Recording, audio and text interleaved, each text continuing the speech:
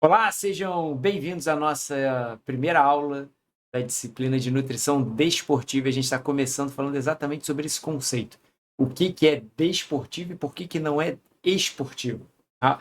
Então, nutrição desportiva, como a gente vem debatendo, ela lida com o desporto, com aqueles que praticam determinada modalidade. Nutrição esportiva lida com os atletas. Tá? Apesar que essa definição do que é um atleta e do que é um desportista também gera uma certa polêmica. Por exemplo, eu sou um desportista, não sou um atleta. Por quê? Porque eu faço atividade física regular. Tem gente que faz atividade física regular e se acha atleta. E quer ser tratado como atleta, quer ser atendido como atleta. Mas é atleta? Não é atleta. Às vezes o sujeito pode ser um atleta e por algum motivo, por exemplo, uma lesão, ele está naquele processo de recuperação, ele está com uma carga de treinamento lá embaixo, muito mais parecido com um desportista do que com um atleta.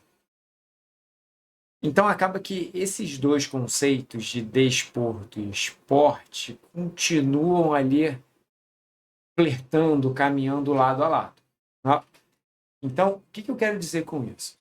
Para a galera que gosta muito dessa questão de nutrição esportiva, talvez, após a minha explicação, tenha ficado com um sentimento amargo na boca, pensando: então a gente não vai ver atleta, a gente vai ver só quem pratica atividade física, vamos aprender a lidar com esse público. E aí eu vou te dizer que, segundo a ementa, segundo o nome da disciplina, melhor dizendo, esse é o objetivo. Mas não significa que a gente vai ficar só nesse objetivo inicial, porque a gente vai o tempo todo fazer comparações, ó, o sedentário, o atleta e quem está no meio do caminho, que é o desportista, que é o sujeito fisicamente ativo. Então, a gente vai observar uma série de referências de atleta, vamos julgar, analisar quais são mais aplicáveis ao desportista, e, de certo modo, a gente também vai lidar um pouco com o sujeito sedentário. Tá? Tudo bem? Só o conceito da disciplina? Thay, que deu uma dúvidazinha assim, uma curiosidade. O fisiculturista ele tem um desportista e tem um atleta. Boa questão. Definição de quem é atleta. Se você for numa aula lá da educação física, eles vão te dizer o seguinte: ó, atleta é o sujeito que está ativamente registrado numa federação.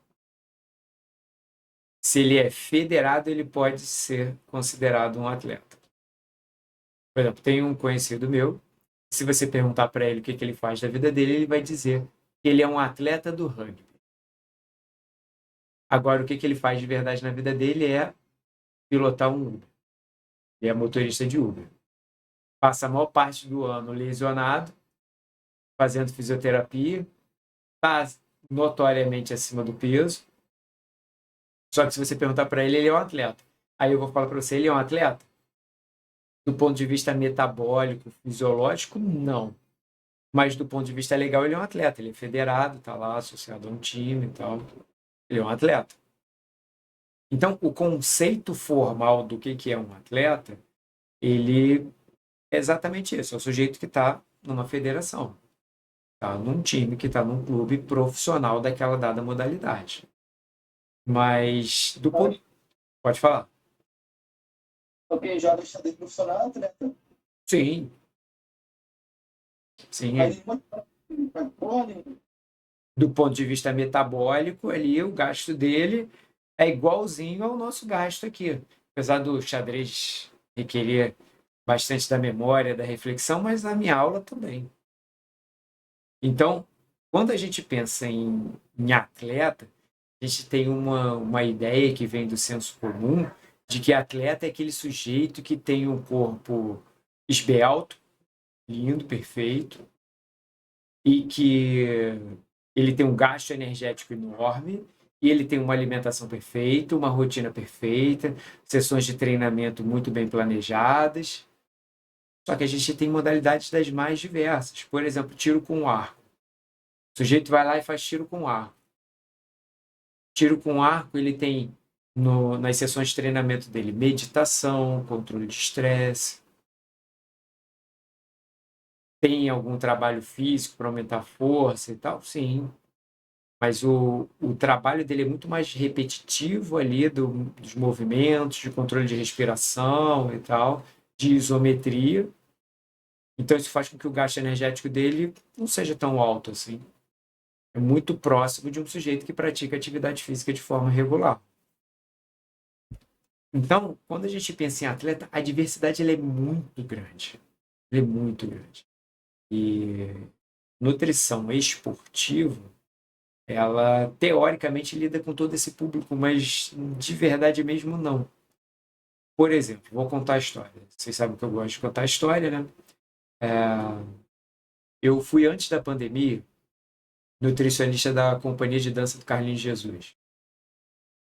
Então a gente levou, né, eu levei para o Carlinhos uma proposta de lidar com a companhia como se fossem atletas.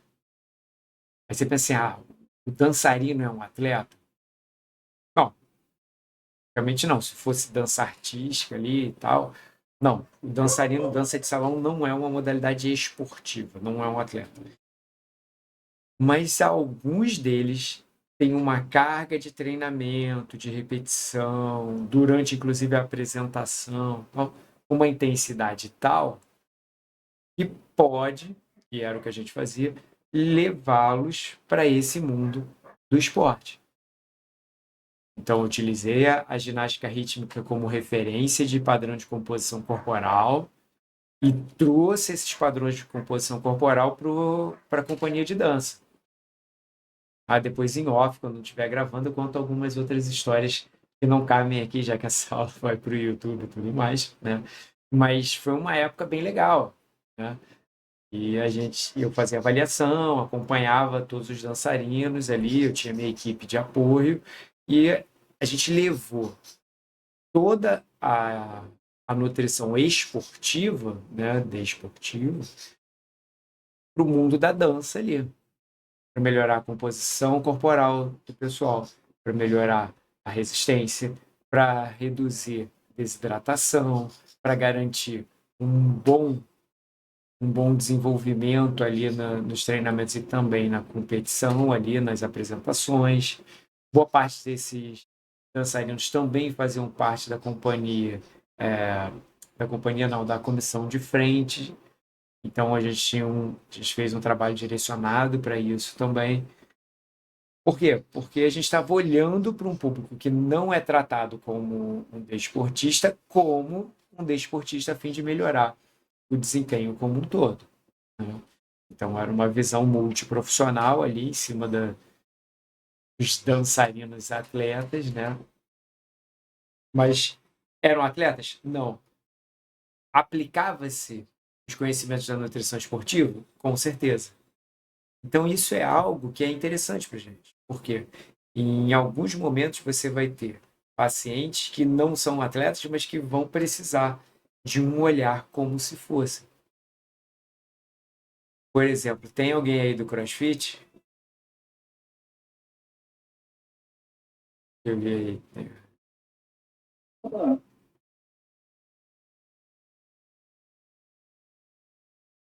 Deixa eu ver aí quem tá logado. Então, a galera do CrossFit, todo mundo supervaloriza o seu nível de atividade física, né? Mas a galera do CrossFit normalmente supervaloriza um pouco o seu gasto energético, tá? Mas tem amadores que estão fazendo competições locais de CrossFit e que precisam sim de uma nutrição com referências que são da nutrição esportiva. O gasto energético está elevado porque vai ter competição e a gente vai planejar a alimentação para esse período. Então, dependendo da situação, a gente vai trazer esses conhecimentos da nossa disciplina. Tá? Vou fazer o seguinte, eu vou compartilhar minha tela. Já deu tempo de meia hora e já deu tempo de alguma galera, pessoal, entrar.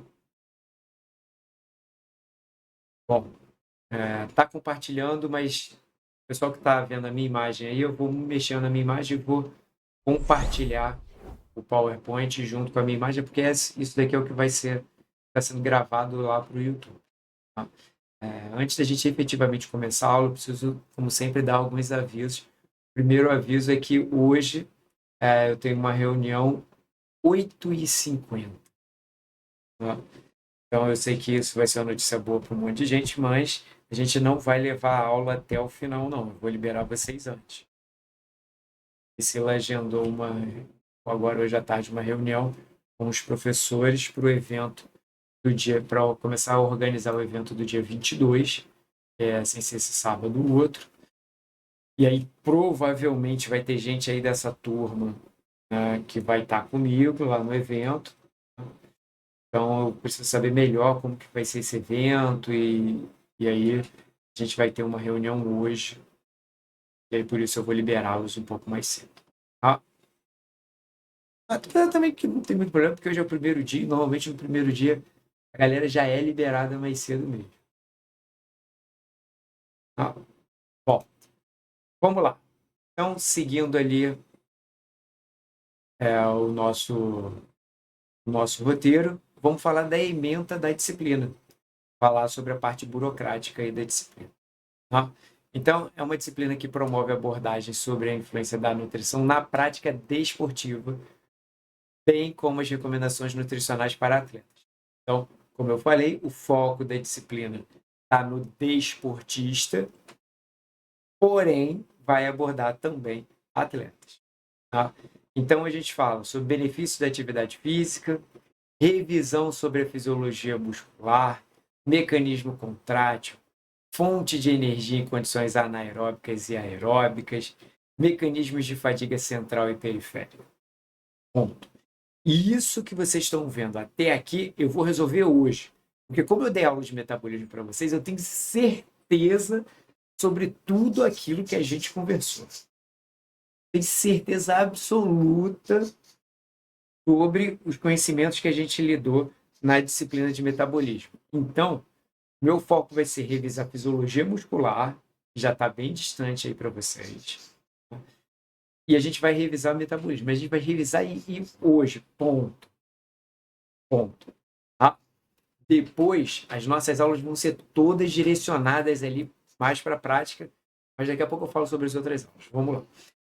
Então, revisão sobre fisiologia muscular, mecanismo contrátil, fonte de energia em condições anaeróbicas e aeróbicas, mecanismo de fadiga central e periférica, importância do glicogênio hepático e muscular. Isso aí é o que a gente vai revisar e a gente, obviamente, dentro dos nossos debates ao longo da disciplina, a gente vai estar sempre voltando em metabolismo. Por quê? Porque, deixa eu voltar aqui na minha frase, qualquer prescrição dietética deve considerar o metabolismo do paciente. Vocês já tiveram aula de prescrição de dieta em outras situações e vocês lembraram, eu tenho certeza que vocês lembraram alguma coisa da minha aula de metabolismo. Por quê? Porque é a base para prescrever dieta. O paciente está em jejum, preciso cortar o jejum, então é legal aumentar proteínas de alto valor biológico, porque ele está numa situação catabólica, eu quero agora estimular anabolismo. O paciente quer perder peso, então eu quero estimular a lipólise. Para estimular a lipólise, eu vou mexer na dieta dessa forma ou daquela forma. Tá? Então, a disciplina de metabolismo ela é fundamental para a gente. E é legal que vocês tenham tido aula de metabolismo comigo, porque aí eu posso cobrar sabendo exatamente aquilo que vocês viram. E aí entra uma parte da responsabilidade de vocês, que é a seguinte: se você não viu, pode correr atrás e estudar, porque a gente vai utilizar um monte de conteúdo, um monte de conceitos lá de metabolismo. Aí você vai falar assim, Sérgio, mas a aula de metabolismo para mim foi péssima e tal. Eu sei que você se esforçou muito para que a aula fosse legal, mas a aula não foi, o conteúdo não foi completamente absorvido, adquirido e tudo mais. Tá bom. Então, sabe o que você vai fazer? Você vai focar na primeira parte da disciplina, lembra? Que a gente viu até a primeira prova? Integração metabólica, macro, nutrientes, carboidrato, lipídio, proteína, o que está acontecendo com tudo isso em diferentes situações. Então, foca nessa primeira parte. E ainda vou dar uma outra dica para vocês. Como eu estou gravando as aulas todas da semana e colocando no YouTube, que é o que todos os professores estão fazendo, tem aula de revisão, tem aula de metabolismo minha que está lá no YouTube, que você pode pegar, acessar e dar uma olhada. Você pode até olhar de novo aquela revisão que eu fiz e postei para vocês. Ó, lá atrás, revisita aquilo dali, rever, e isso vai te ajudar. Tá? Bom, então, outro ponto que a gente tem aqui na ementa é a alimentação do atleta. Então, aqui entra a parte legal, porque a gente vai falar de recomendação de macro e micronutrientes para atletas, tipos de dieta durante os diferentes períodos de treinamento e na fase de competição, tá? E hidratação. Então, a gente basicamente vai dividir os nossos debates de duas formas. A primeira forma é período de treinamento e período de competição. Outra forma que a gente vai fazer a divisão dos conhecimentos que a gente está debatendo é uma divisão em 3. Sedentário que começou a fazer atividade física, paciente fisicamente ativo, ou seja, o desportista, e o atleta. Então, a gente vai fazer essa diferenciação. Sedentários que começaram a ficar ativos agora, pessoas que já têm um bom condicionamento físico, mas não são atletas, e atletas. Para os atletas, a gente vai fazer uma subdivisão em período de treinamento, período de competição. Além disso, a gente vai lidar com a suplementação nutricional para atletas, né? Que é a suplementação ergogênica. Tá? Então, a gente vai falar sobre aminoácidos de cadeia ramificada, glutamina, carnitina, creatina, HMB, que é o beta-hidroximetilbutirato, e vitaminas antioxidantes. Eu vou ser sincero com vocês, tá? Tem alguns itens que vocês estão vendo ali entre parênteses que eu vou criticar bastante, como, por exemplo, a carnitina. Tá? A gente não prescreve mais carnitina, apesar da carnitina, tá, ter ficado em moda durante um bom tempo. Tá? Já antecipando, a gente só tem 5 ergogênicos que são cientificamente comprovados como ergogênicos. Tá? Só 5. Vamos lá. Cafeína,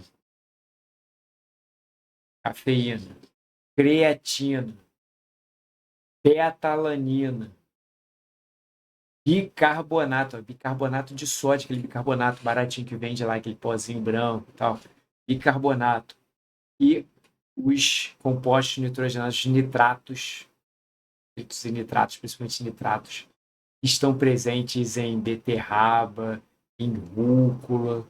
Então, esses são os 5 elementos ergogênicos que a gente reconhece, que a Anvisa reconhece e que estão nos consensos de nutrição esportiva. Só esses 5. Professor, Fala para mim.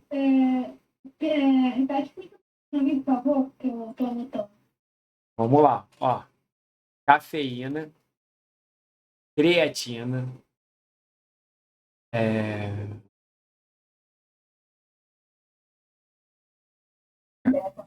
betalanina, bicarbonato e nitrato. Tá vendo aí? Ó, eu tô velho já. A memória, acabei de falar, a memória de curto prazo, ó, serviu de nada, porque a minha memória mesmo, ó, falhou. Tá? Então, ó, cafeína, creatina, betalanina, bicarbonato e nitrato. Sérgio, significa que eu vou prescrever esses 5 para todo mundo? Não. Significa que esses são os 5 que podem gerar algum resultado para o seu paciente. Dependendo do tipo de atividade física, dependendo do objetivo, dependendo de um monte de coisa que a gente vai debater na disciplina, e pode ficar tranquilo que a gente vai debater bastante. Tá? Tudo bem, Emento? Tudo, professor. Vamos lá. Aqui a gente tem a referência bibliográfica. Esses livros estão na biblioteca virtual de vocês. Esse livro aqui, ó, Estratégia de Nutrição e Suplementação no Esporte, é um livro muito bom. Essa edição que está na ementa, e da ementa coloquei aqui. Tá? Não fui eu que fiz a ementa nossa é a mesma de Maricá, tá? E essa ementa está um pouquinho desatualizada. Na biblioteca virtual já tem a edição mais recente. Essa daqui não é a mais recente, de 2015. Tá? Mas na biblioteca virtual de vocês tem. Tá? Além disso, eu vou trazer para vocês os consensos. Tá? Os consensos de nutrição esportiva, eles são importantíssimos para a gente. Tá?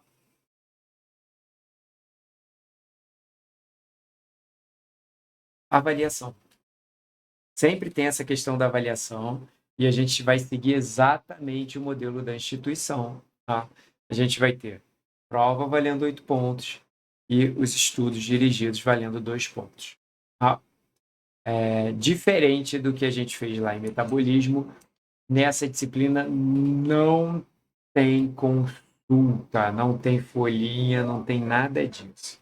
É só você, os seus outros 80 alunos, amigos, a cadeira, a mesa e eu lá na frente, tentando olhar todos enquanto vocês fazem a prova. Tá? Tudo certo?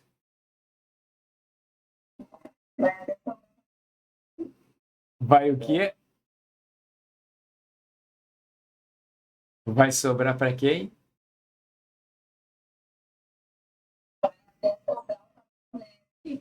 Papel neve.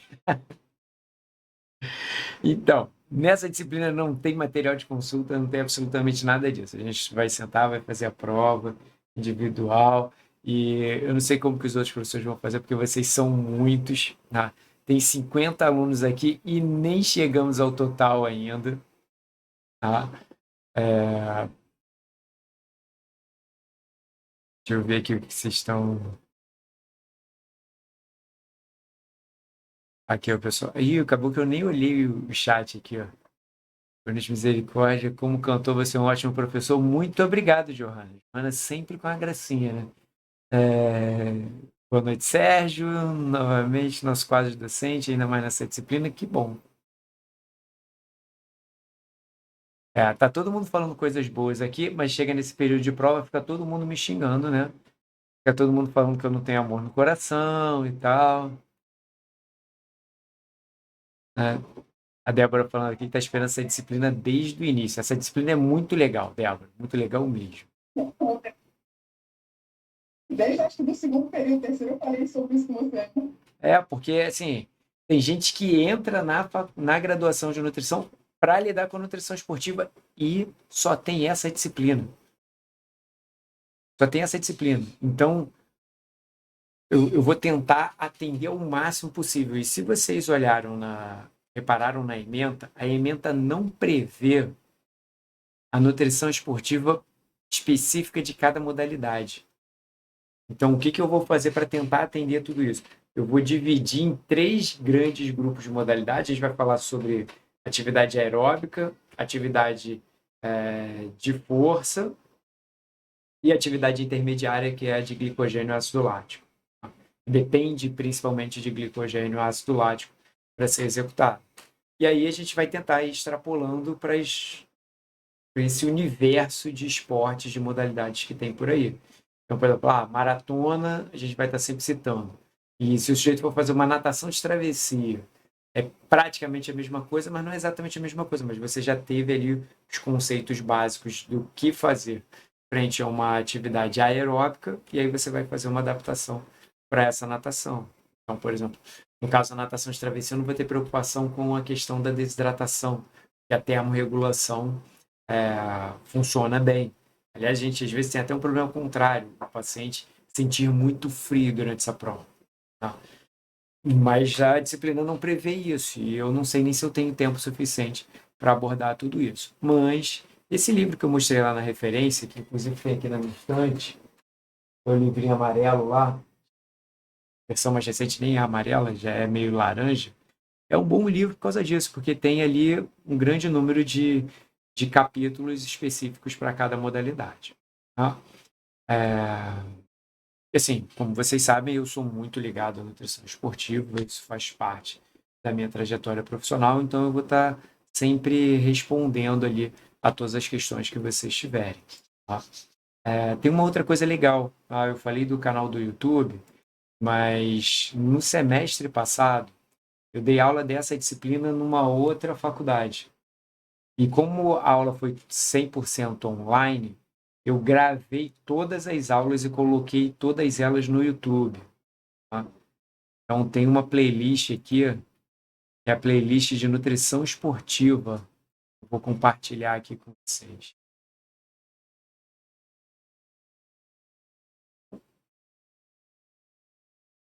Sérgio, Oi. tem alguns meninos que não vão poder entrar. Não tem problema. Não tem problema. Fala para elas que elas podem assistir a gravação, tá? Não tem problema algum.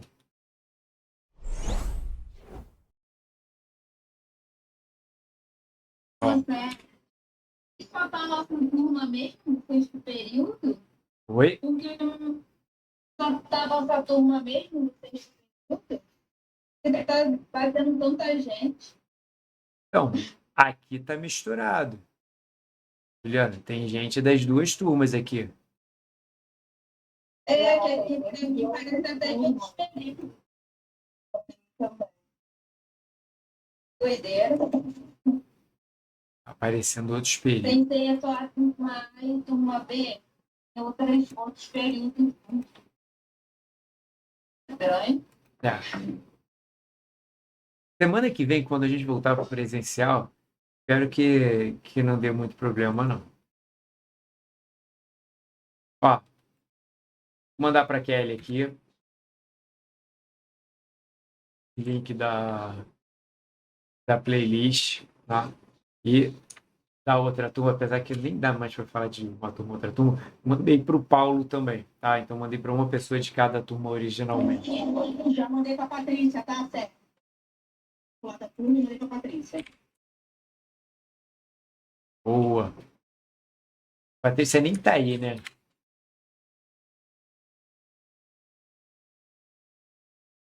Como é que vai ficar essa questão dos representantes? Vão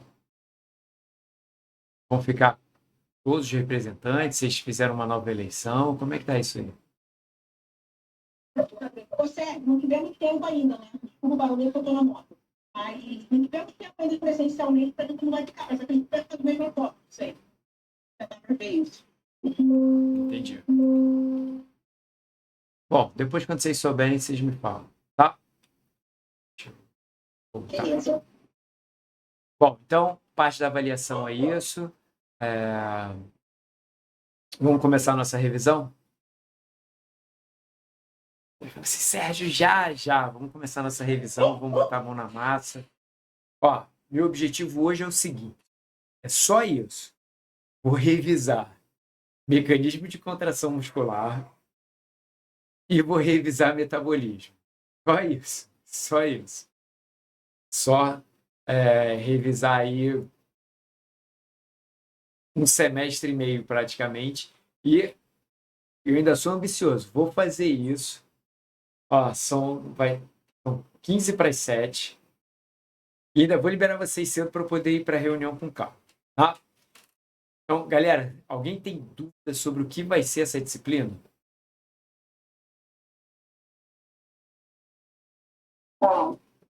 Não. Ó, Não. eu sei que vai ter gente aí que já sabe que vai trabalhar com produção de alimentos, vai trabalhar com a área de saúde coletiva e tal. Entendo. Se você acha que não vai atender, não vai ter contato em momento algum com qualquer paciente que faça atividade física recorrentemente, não estou nem falando de um atleta e tal, pelo menos curte como conhecimento geral essa disciplina. Pelo menos curte para você bater papo com seu marido, irmão, mãe, ou qualquer outro amigo que esteja ligado aí, que tem uma dúvida que vai te perguntar, eu comecei a malhar, e aí, vale a pena tomar creatina ou não? Com essa disciplina você já vai ter tido uma base muito superior do que o necessário para poder responder essa simples questão. Tá? Bom, e para isso, a gente vai seguir exatamente o que está na ementa da disciplina e vamos fazer a nossa revisão. Tá? Nossa revisão ela vai acontecer hoje e vai ter um pouquinho de revisão também na semana que vem, porque semana que vem a gente vai falar sobre as valências da atividade física. Então, essa disciplina ela pega um pouco de fisiologia do exercício também. Tá? Por falar em fisiologia do exercício, também tem playlist lá no meu canal de fisiologia do exercício, do curso todo. Tá? Então, você pode acessar. No semestre passado eu dei aula de fisiologia do exercício para fisioterapia. Então, apesar de ter sido para fisioterapia, dá para tirar muita informação útil aí para nutrição. Até porque é uma disciplina bem básica. Bom, para começar, vamos lá. Então, serve aí a imagem. Não sei por que tá preto. Tá preto aí para vocês também? Tem umas bolinhas pretas. Não, mas aqui tá aparecendo vai. Tá verde. Mas também tá normal. Não é só para mim que tá preto. Então, vamos lá. Essa imagem, ela é parte, é um trecho, ela é um print de um vídeo que eu sempre passo em fisiologia do exercício. Tá? Sempre passo esse vídeo. Esse vídeo ele é uma animação muito bem feita sobre como acontece a propagação do potencial de ação neuronal, ou seja, como que os neurônios mandam a informação ao longo do seu axônio, ao longo da sua membrana toda, e também como ocorre a sinapse e como ocorre a contração da musculatura esquelética. Tá? Esse vídeo está em inglês, mas eu tenho um amigo de mestrado que ele dublou o vídeo todo e repostou no YouTube. É um vídeo que bomba, que a galera assiste mesmo. Tá? Ele só fica chateado como não é autoral dele, o vídeo não pode ser monetizado. Tá? Bom, então, o que a gente vai fazer? Eu vou passar o link para vocês depois, tá? Mas já vou começar a explicar a primeira etapa para a gente conseguir contrair qualquer músculo, músculo esquelético, é comandar essa contração. Então, por que eu toquei aqui na cabeça? Porque do córtex motor parte a informação, ela transita até o tronco cerebral, vai pela medula e depois, por algum nervo, até o músculo que eu quero movimentar. Vamos supor que o meu objetivo é fechar a mão. Quero fazer esse movimento, quero contrair o músculo. Para contrair o músculo, eu preciso comandar essa contração. Tá? Depois, na aula, eu vou levar um negocinho para a gente brincar em sala, tá? Que é a eletroestimulação. Aquele equipamento de eletroestimulação em que você não comanda a contração, e sim o próprio equipamento que comanda a contração do músculo. Tá? Ele é vendido como um massageador, mas funciona muito bem para explicar isso na nossa aula. Tá? Bom, então, para contrair qualquer músculo, eu preciso mandar esse músculo contrair. Qualquer músculo esquelético. Lembrando que a aula é todo esquelético. Então, para que eu consiga entender como que o músculo se contrai, eu preciso entender como que a informação de que ele deve se contrair vai chegar nele. Então, essa informação ela vai transitando por neurônios. E a gente sempre vê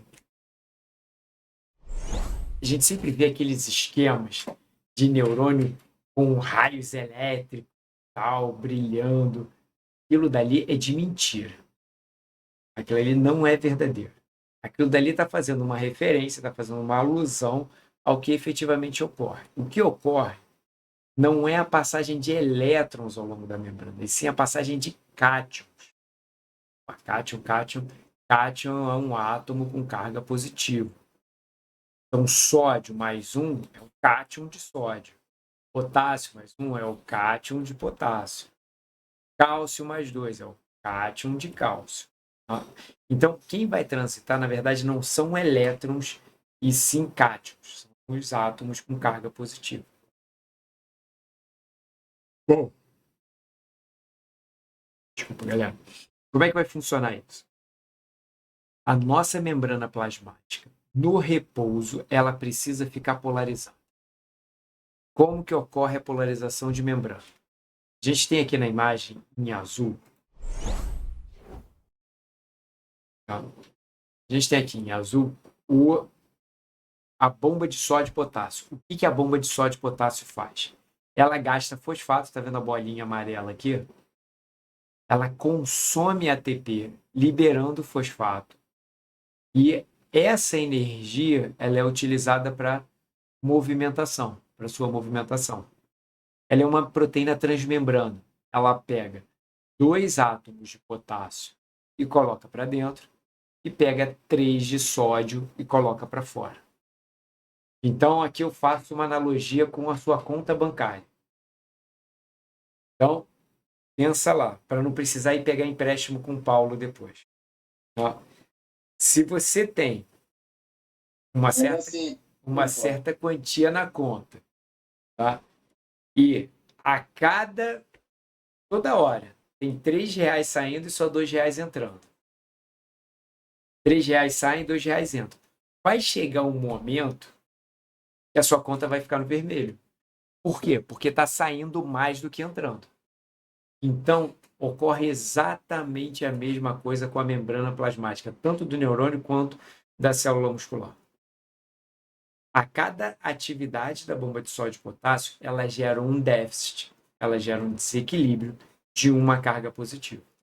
Aí você fala, Sérgio, então não tem tanta relevância, é só uma carga positiva que ficou a menos.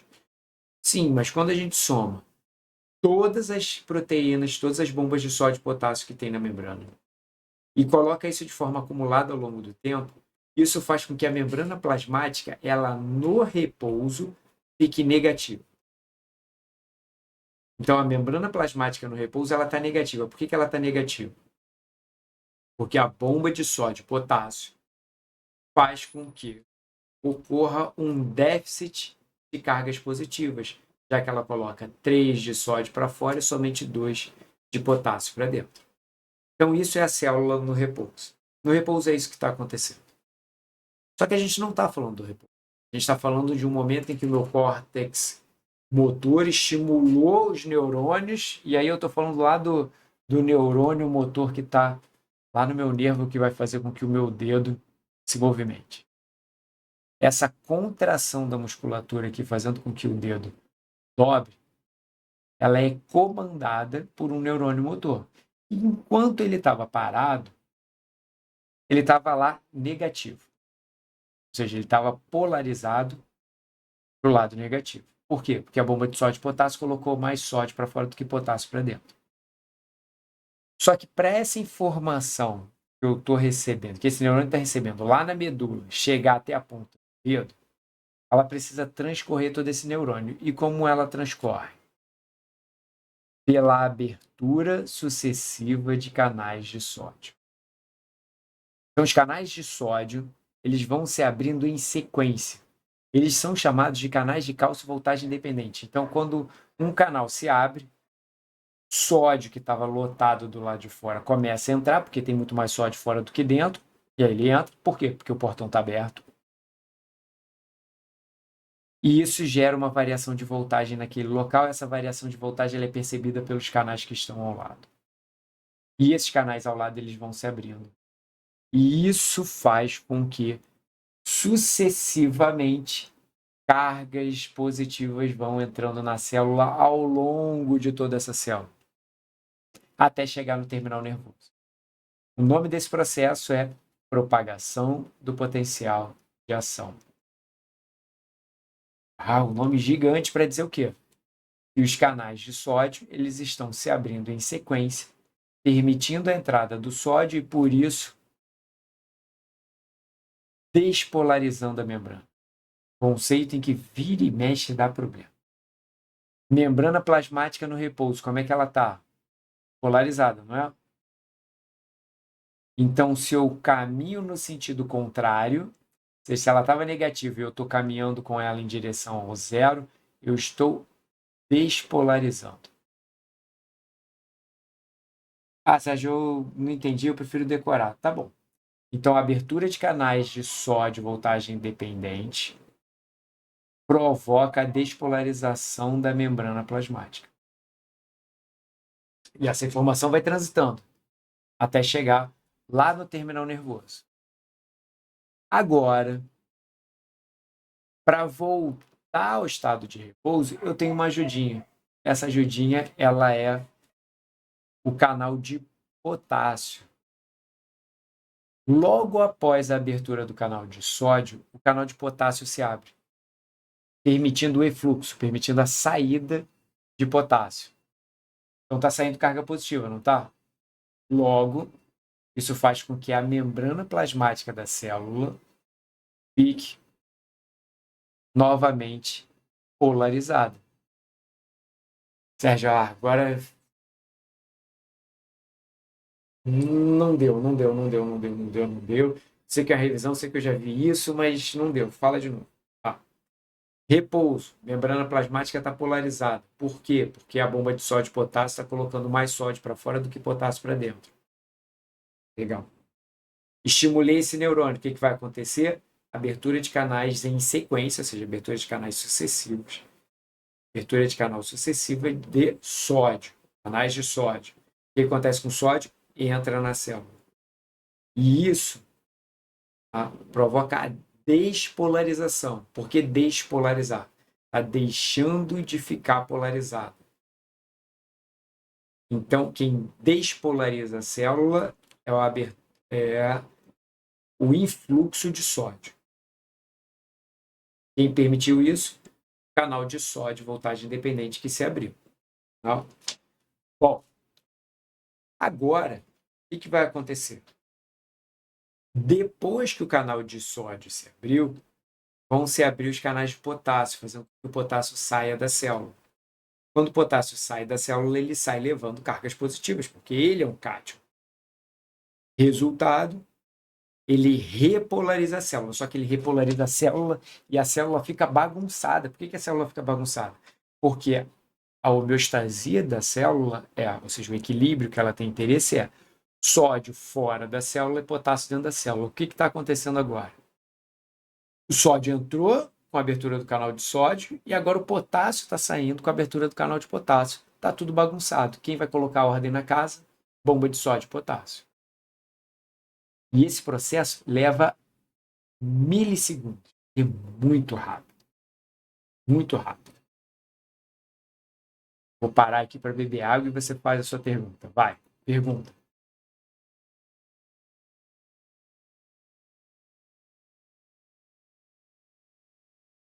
Pergunta. Mentira. Explica de novo esse negócio da bomba. Bomba de sódio e potássio que organiza o quê? Vamos lá. Bomba de sódio e potássio. O que ela faz?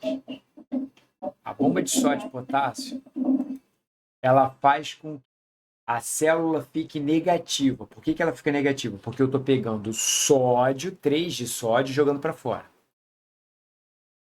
E só estou colocando 2 de potássio para dentro. Então, isso gera um desequilíbrio. Como eu estou falando de cargas positivas, estou jogando mais sódio para fora do que potássio para dentro. Resultado, ela fica polarizada, ou seja, ela fica negativa. Por que polarizada? Porque o zero é o neutro. Se eu me distanciei do zero, se eu estou indo para baixo aqui, eu estou ficando negativo. Então, zero. Vim para baixo, polarizei. Quem faz isso? Bomba de sódio e potássio. Por quê? Porque ela joga mais cargas positivas para fora do que para dentro. Oi, Vani. Oi. Fala, Dandá. Nesse caso, a bomba de sódio e potássio é para relaxar o músculo, é isso? A bomba de sódio e potássio ela não para de funcionar em momento algum, inclusive durante a contração. Tá? O objetivo dela é manter esse neurônio, e também tem bomba de sódio e potássio no músculo, que é o que a gente vai ver em seguida. O objetivo ali é fazer com que esteja tudo pronto, só aguardando o estímulo para a coisa acontecer. Então, a bomba de sódio e potássio ela organiza os eletrólitos. Joga sódio para fora e potássio para dentro. Deixa tudo organizado. Só esperando o estímulo para que ocorra a propagação do potencial de ação. Ou seja, para que essa abertura de canais de sódio ela ocorra em sequência até o terminal nervoso. Tranquilo? tranquilo. Vou ver que é uma parte que eu tenho bastante dificuldade. Vamos lá, perguntas, vai. Oi, boa noite. Fala, Patrícia. Então, essa bomba de sódio de potássio, é uma preparação para a contração muscular. Eu pergunto que a fisiologia 1, eu não sei se para o resto da turma, mas para mim foi péssimo, né? E na contração muscular, eu ouvi muito falar e na quitinimiosina, que ajuda nessa contração muscular especificamente. A gente vai chegar lá. Eu ainda não cheguei no músculo, eu estou no neurônio ainda. Tá? Eu estou explicando como que o neurônio manda no músculo. Ok, então a bomba de potássio, ela estimula, é um músculo neurônio.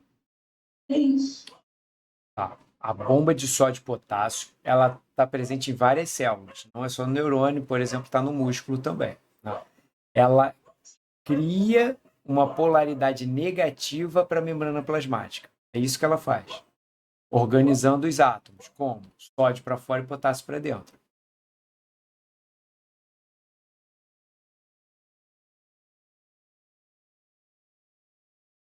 Tudo bem? Então, bomba de sódio e potássio, qual é o papel dela? Sim.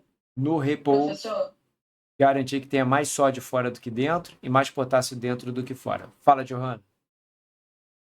Então, o neurônio manda no músculo através de sinal elétrico, liberação de neurotransmissores e contração muscular? Calma que eu vou chegar na sinapse. O neurônio ele comanda o músculo através da liberação de um neurotransmissor que é a acetilcolina. Para ele liberar acetilcolina, né, que é o que eu vou mostrar agora no próximo slide, ele precisa que as vesículas essas que estão aqui, ó, no terminal nervoso, que estão cheias de neurotransmissores, liberem o seu conteúdo. Só que essa vesícula, ela só vai liberar o conteúdo dela quando tiver variação de voltagem aqui no terminal nervoso. Então, o que eu preciso ficar na mente em relação ao neurônio? O neurônio ele trabalha com variação de voltagem. Ele está negativo no repouso, está lá, tranquilão. Repousando, negativo. Provoco a ação dele, provoco um estímulo nele, como? Variando a sua voltagem. E aí ele vai levando essa variação de voltagem até o terminal nervoso. Quando chega lá no terminal nervoso, essa variação de voltagem, ela faz com que as vesículas que contêm neurotransmissor liberem o seu conteúdo. No caso aqui, acetilcolina.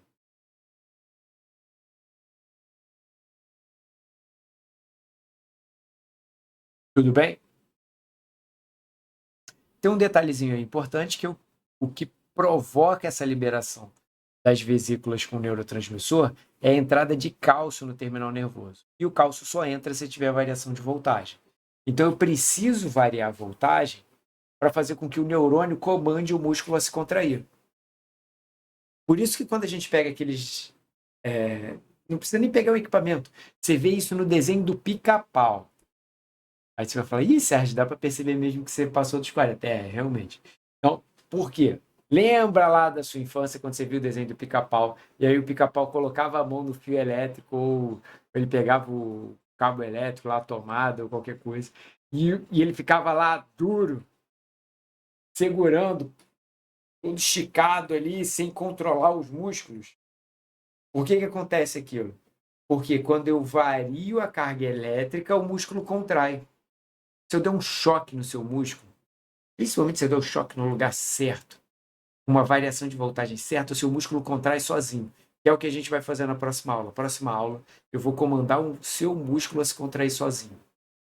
Como? Vou colocar um equipamentozinho ali que ele dá uma pequena descarga elétrica e o seu músculo contrai sozinho. Talvez ele até esteja aqui. Deixa eu ver na minha estante que eu já mostro para vocês.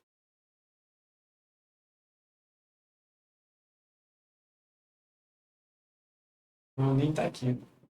Eu estou prometendo que eu vou levar, mas nem sei onde está.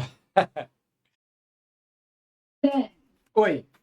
Isso me lembrou aquelas armas de choque, né? Que a pessoa, quando toma, ela fica durinha. Ótimo exemplo. Ótimo exemplo. Você tá lá, aí você vai lá para um evento no Rio, né? Aí você tá lá assistindo o show da Shakira, aí você resolve já que vai brigar com o guarda municipal. O guarda municipal pega um taser, aquela arma de choque, e te dá só um choquinho. Você fica lá todo duro, sem conseguir contrair os músculos e cai no chão. Por que você ficou todo duro? Porque aquela corrente elétrica passando pelo seu corpo força o músculo a se contrair, independente da sua vontade. Aí você vai lá e cai durinho, fica quietinho, mansinho. Tem uns vídeos muito engraçados da galera tomando choque elétrico na internet. Você vê a galera lá, aí cai como se fosse um palito assim pro lado, porque não consegue nem se equilibrar. Porque variou a voltagem, os neurotransmissores eles são liberados, varia a voltagem da célula muscular, e aí a célula muscular contrai. Aí entra a quitina e miosina, como eu vou falar daqui a pouco. Eu tenho uma técnica. Você quer que eu leve na próxima aula? Se tiver um voluntário para se candidatar a receber o choque, pode levar. Se alguém quiser, né? Tá? Mas tem que ter um voluntário. Isso aí do choque aí, né? Não, nada de deu voluntário, não. Até porque é ilegal levar para a sala de aula um taser, né? Já que a gente está... Que fique claro. Ah, mas se vocês quiserem dar choque a alguém, filmar e falar que é para aula de fisiologia, tá? Vai ser pelo fim acadêmico. Por que a Débora tem um taser, eu não sei. Talvez esteja devendo alguma coisa aí. Essa é uma questão que ninguém se fez, né? Vocês só pensaram em me dar choque na aula. Mas ninguém se perguntou por que ela anda com um taser por aí. Né? Deve estar devendo. Essa risada aí entrega muito. Então, vamos voltar. Vamos lá. Então, o que a gente vai fazer agora? A gente vai ver como que ocorre essa comunicação. Para eu entender a comunicação, eu preciso entender um pouco da morfologia ali, da junção neuromuscular. Então, aqui em amarelo, a gente tem o neurônio, um terminal nervoso e a membrana plasmática da fibra muscular. O que acontece aqui? O que acontece aqui é a liberação de neurotransmissores, no caso especificamente a acetilcolina, e essa acetilcolina ela vai interagir com receptores que estão na membrana da célula muscular. Vocês podem ver aqui em vermelho, com várias risquinhas, a gente tem a célula muscular. Célula muscular esquelética, também chamada de célula muscular estriada. Por quê? Por conta dessas estrias. O que provoca essas estrias é a diferença de concentração de actina e miosina, que são as proteínas contráteis. Vai ver daqui a pouco. Ah. Bom, legal. Entendi que o neurotransmissor se liga no receptor na célula frente, no caso na célula muscular, e a ação dele provoca a variação de voltagem. O neurotransmissor faz o quê? Estimula o seu receptor, o receptor permite a entrada de cargas positivas dentro da célula, mais especificamente o sódio. E aquele processo que a gente viu no neurônio acontece igualzinho no músculo.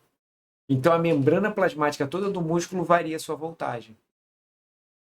Essa variação de voltagem, ela permite que cálcio seja liberado em direção às proteínas contráteis. Vamos pausar aqui e vamos falar sobre essas proteínas contráteis. Então, no caso, as proteínas contráteis são actina, tá? O filamento de actina e o filamento de miosina. Significa que só tem um tipo de proteína em cada um desses filamentos? Não. Mas a principal proteína que tem em cada uma delas, é a proteína que dá o nome para elas. Então, aqui, no filamento de actina, eu tenho muita actina. No filamento de miosina, eu tenho muita miosina. Bom, vamos lá. Momento decoreba. O filamento de actina ele é composto por 3 grupos de proteína. Actina, propriamente dito, troponina e tropomiosina. Eita, Sérgio. mais nome, mal começou o semestre, você já vem com um monte de nome e tal. Não basta lá em metabolismo, que era aqueles nomes todos. Tá, vamos lá. Troponina. Troponina, ela é responsável por receber o cálcio. Ela recebe o cálcio. O cálcio é o sinalizador que a contração tem que acontecer. O que ela faz? A troponina, quando ela está ligada ao cálcio, tá aqui ligada ao cálcio, ela provoca uma mudança na estrutura, fazendo com que a tropomiosina, que é o que está aqui em rosa, saia da frente do sítio ativo de actina, que são essas bolinhas amarelas. Quando o sítio ativo de actina está exposto, a cabeça de miosina vai lá, se liga e puxa. Onde está a cabeça de miosina? São essas uvas aqui, são essas bolinhas roxas. O que elas fazem? Elas quebram ATP a cada ciclo de contração. Contração do músculo todo? Não, contração dela, porque ela dobra. Como? Ela se liga no sítio ativo de actina e puxa. Então, a cabeça de miosina, ela tem a capacidade de interagir com a actina. Onde? Qualquer lugar da actina? Não. No sítio ativo, que está representado pelas bolinhas amarelas. O que ela faz? Ela vai lá, se liga e puxa. Quando ela se liga e puxa, ela vai provocando o encurtamento da célula, provoca a contração do músculo. Por quê? Por que ele encurtou? Ele encurtou porque várias cabeças de miosina estão interagindo com a actina e estão puxando esse filamento de actina. Só que puxa para um lado e puxa para o outro. Então, isso faz com que a célula encurte. A musculatura esquelética ela vai encurtar. Por exemplo, eu quero dobrar o braço, quero fazer isso daqui. Para eu fazer isso daqui, eu preciso encurtar o músculo, encurtar o meu bíceps. Como que ele é encurtado? As cabeças de miosina vão lá e puxam os filamentos de actina. E os filamentos de actina eles estão presos, né? E aí isso faz com que o músculo todo contraia. Curtiram? Mais ou menos? Como é que tá aí?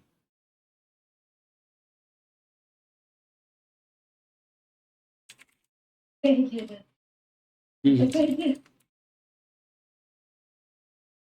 Professor, pá, então a troponina é a proteína reguladora que se liga ao cálcio para iniciar a contração?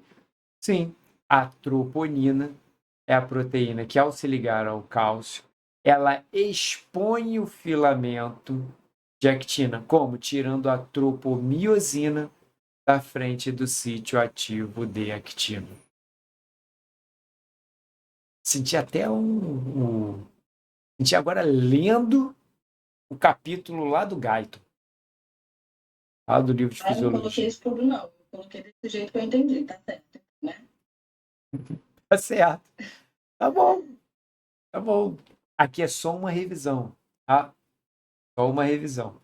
Depois, na próxima aula, na aula presencial, a gente vai fazer um teatro disso daí que está acontecendo. Aí você vai falar assim, Sérgio, vai botar a gente para pagar mico? Vou botar vocês para pagar mico. A gente vai pro corredor, vamos fazer um teatrão assim da contração muscular. Tá? Tudo bem? Como que eu faço para relaxar? Tá vendo aí no slide? E tem várias bolinhas amarelas aqui desse lado. Tem uma rede roxa. Essa rede roxa aqui é uma grande cisterna. É o retículo sarcoplasmático. Daqui a pouco eu dou a explicação completa. Ó. Retículo sarcoplasmático, o que ele faz? Acumula cálcio.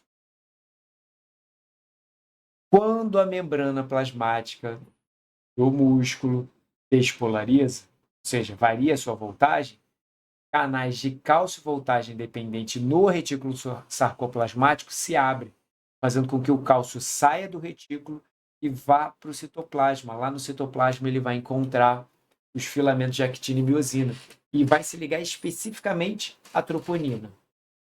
Ligou na troponina, o que vai acontecer? A tropomiosina sai da frente e permite a contração muscular.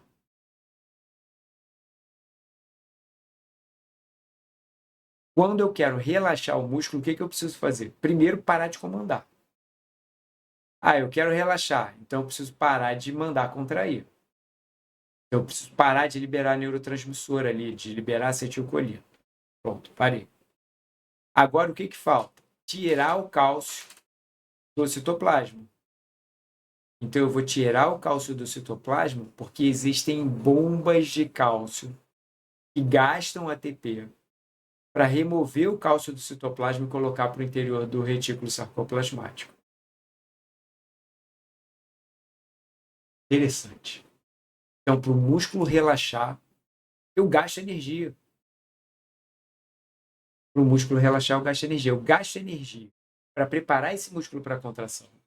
Gasto muita energia durante a contração e gasto também energia após a contração. Por isso que a gente viu lá em avaliação que a quantidade de massa magra que o sujeito tem impacta diretamente no gasto energético total dele. Quanto mais massa magra você tem, maior é o seu gasto energético. Por quê? Porque o músculo gasta muita energia. Ele gasta energia antes de contrair, durante a contração e depois para relaxar ele também gasta energia. Provavelmente você já esteve alguma vez na sala de musculação. Aí você estava lá fazendo exercício e o educador físico chegou para você e falou assim, volta o peso devagar. Por quê? Porque quando eu estou voltando com o peso na posição normal, ou seja, eu estou relaxando esse músculo, agora relaxando de forma controlada, eu também estou gastando energia. Então eu aproveito melhor o exercício se eu fizer numa boa cadência. E aí depende muito do objetivo e tal, mas a princípio, se eu fizer numa boa cadência, eu vou ter um melhor resultado. Dúvidas? Sim. Pergunta. Professor, isso acontece comigo também. Eles falam para ir devagarzinho. Só que, nossa, chega uma hora que o músculo da gente parece que vai embora. Tá tremendo e tal. Isso a gente vai ver na próxima aula, que é a questão da fadiga. Vai entender o que é fadiga, o que é falta de controle neuronal também. Tudo bem até agora? Para a nutrição, é importante saber da questão da energia. Então, vamos revisar essa questão da energia. Em que momentos eu gastei ATP?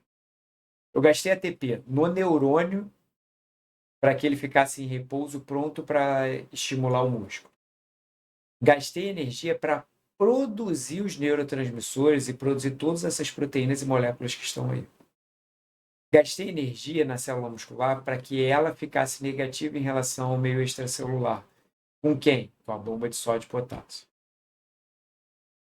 Gastei energia também na contração do músculo, porque para a cabeça de miosina fazer a contração muscular, ou seja, interagir, eu preciso do ATP. Se eu não tiver ATP, a cabeça de miosina não vai conseguir fazer o ciclo, que é se ligar e puxar. Além disso, eu gasto energia na bomba de cálcio. A bomba de cálcio gasta energia.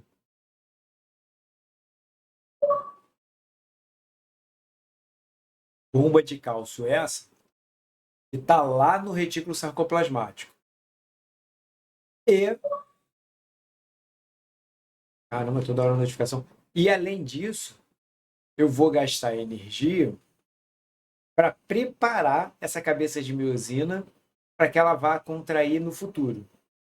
Então, a cabeça de miosina no repouso, ela já quebra um ATP. E fica ali com o ATPzinho dela guardado. Para quando ela interagir com o sítio ativo de actina, ela libera esse ADP e fosfato e pega uma nova molécula de ATP. Então, o músculo gasta energia de uma forma insana em comparação com outros tecidos. Ele gasta muita energia.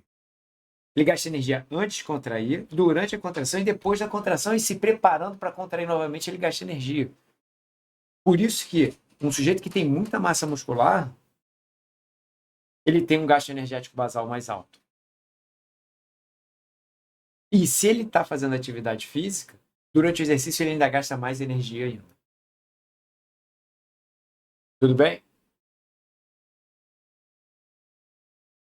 Já comecei a mostrar para vocês que quando a gente estiver planejando o consumo alimentar, né, o gasto energético, o valor energético total da dieta, eu já vou dar mais energia do que para um indivíduo usual.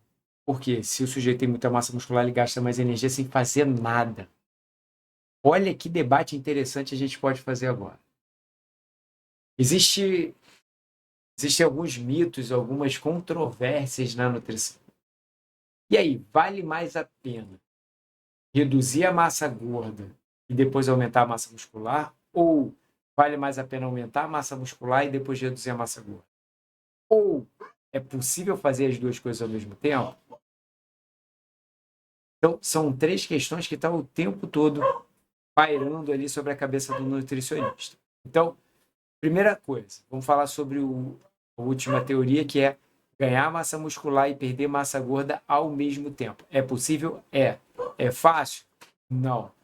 Demora? Demora. Mas é possível. Tá? A Patrícia acompanhou aí um atendimento, que foi o atendimento da Luana que eu fiz, e ela viu que Patrícia ganhou, Luana ganhou massa muscular e perdeu massa gorda durante o período de um mês. É possível. Tá? Treinamento físico adequado, dieta adequada, controle de estresse. Tá? É possível. Só é lento. Estou falando aqui de um caso, ela ganhou pouco. Tá?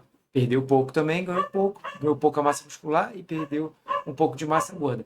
Mas, como eu estou falando de mudança de composição corporal, isso é ótimo. Pensando em saúde, então, principalmente. Ah, Sérgio, mas eu não quero saber desse processo lento, saudável, não. Quero o que é rápido. O que é rápido? É mais rápido perder massa gorda do que ganhar massa muscular.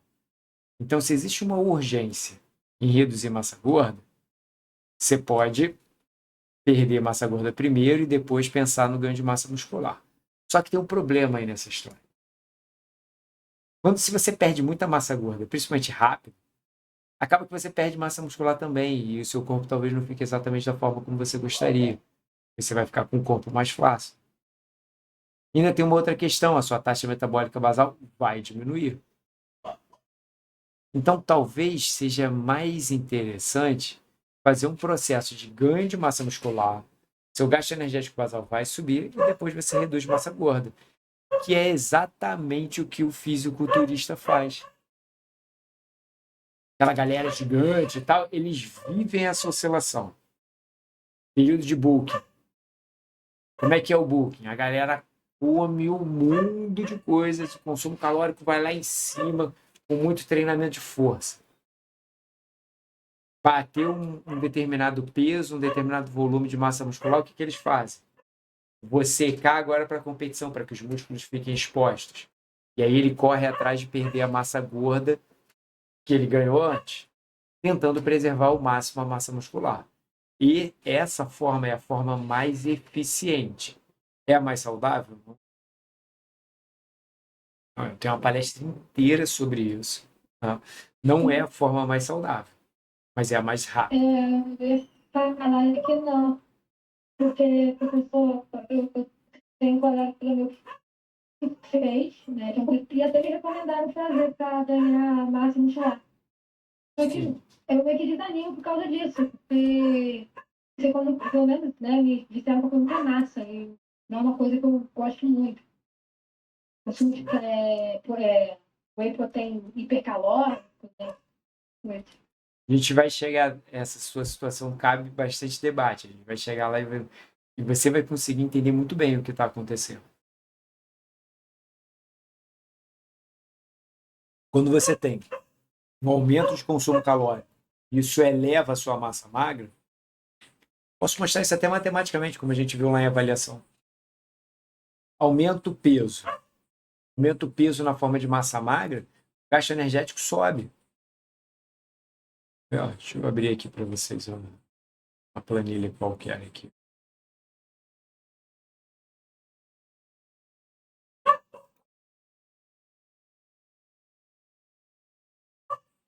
Compartilhar aqui a minha tela e vou mostrar aqui o... Primeiro deixa eu dar bastante zoom. Eu quero mostrar só esse dado para vocês aqui e provar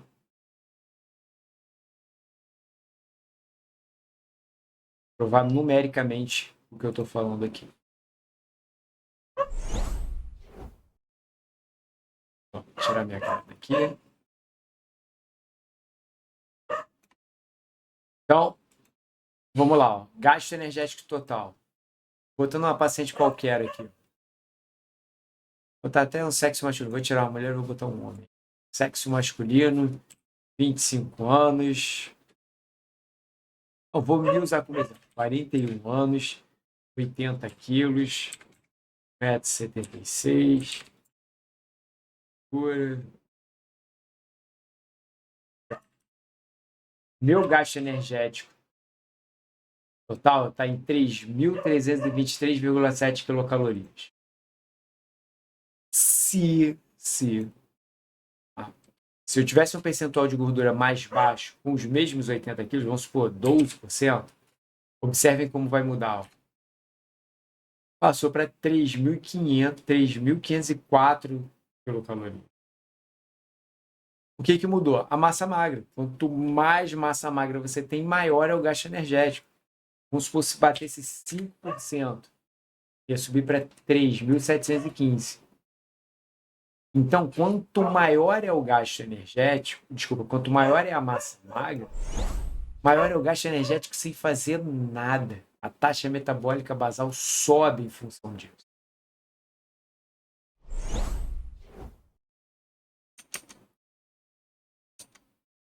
Tudo bem?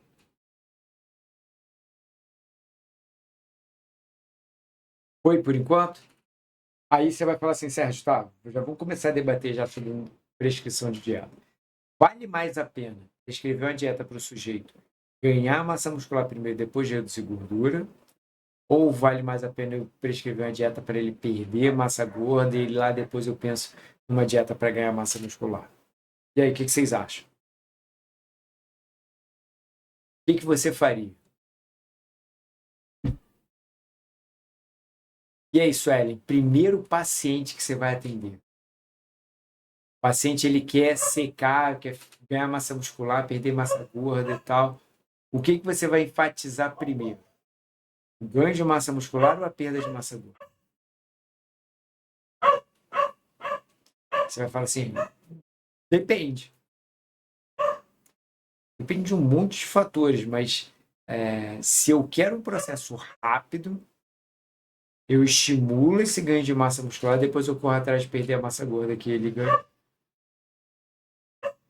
Eu quero só que o músculo fique aparente. Se você quer só que o seu músculo fique aparente, é só reduzir o percentual de gordura, porque o que faz o músculo ficar aparente é ter menos gordura sobre o músculo. Então, se perder peso, se perder massa gorda, o músculo vai ficar mais aparente. Vai ficar mais magro também, mas... Tudo bem? Pergunta. Sérgio, no caso do oposto, quando a pessoa tem pouca massa gorda e ela quer ganhar massa magra. Ótimo cenário, porque basta eu dar uma dieta hipercalórica. Dou uma dieta com 300 a 500 quilocalorias a mais do que o gasto. Claro, se ela estiver fazendo atividade física, né? Se ela estiver fazendo atividade física, principalmente atividade de força, isso vai resolver o problema. Aí ela vai ganhar massa muscular, talvez ganhe um pouco de massa gorda, mas provavelmente nesse seu exemplo a massa gorda está lá embaixo, então não vai ter problema. Lembram lá em... Fala. Pode falar, estou ouvindo. Então, Sérgio, para a pessoa ganhar massa magra, né, é uma dieta hipercalórica. Para isso, essa pessoa tem que estar treinando, porque se não estiver treinando, em vez de ganhar massa magra, ela vai ganhar gordura, é isso?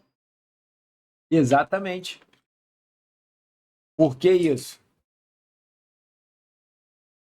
Agora vocês vão falar assim, Sérgio, eu não acredito que você fez isso. Lembram dessa imagem? Isso está de volta? Lembram dessa imagem?